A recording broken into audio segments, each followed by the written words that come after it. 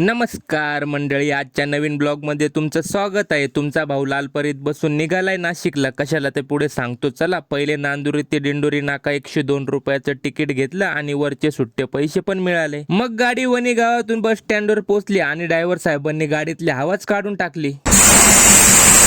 ही हवा कशासाठी काढतात तुम्हाला माहिती आहे का मंडळी? कमेंट करून नक्की सांगा बरं का मला. त्यानंतर माझ्यासोबत नाशिकला येणारी सीट बसले आणि गाडी रिटर्न घेऊन 20 किलोमीटर प्रवास करून दिंडोरी बस स्टँडवरून लालपरी पुढे निघाली. तर हा पाऊस बघा सुरू झाला ना भाऊ. आणि मला तर थोडा सुद्धा रस्ता दिसत नव्हता. तेवढं बरं ड्रायव्हर साहेबांसाठी वायफर चालू होते, नाहीतर काही खरं नव्हतं. आणि हे पोलीस बघा आज टोल नाक्याजवळच भेटले. मग लालपरी नाशिकच्या पहिल्या स्टॉपवर थांबली आणि दुसरा नंबर आपलाच होता. मग उतरलो दिंडोरी नाक्यावर आणि डायरेक्ट रिक्षा चालवायला घेतली. भाऊ घाबरू नका रे, बाजूला बसलोय मी. मग श्रीपाद हॉस्पिटलला पोहोचलो आणि आपल्या डोळ्यांची थोडी तपासणी करायची होती. मग गोळ्या औषधं घेऊन लिफ्टने खाली आलो तर संतोष दादा घ्यायला आले. ते आपल्या अगोदरच नाशिकला आले होते. मग त्यांच्यासोबत आता घरी निघालोय.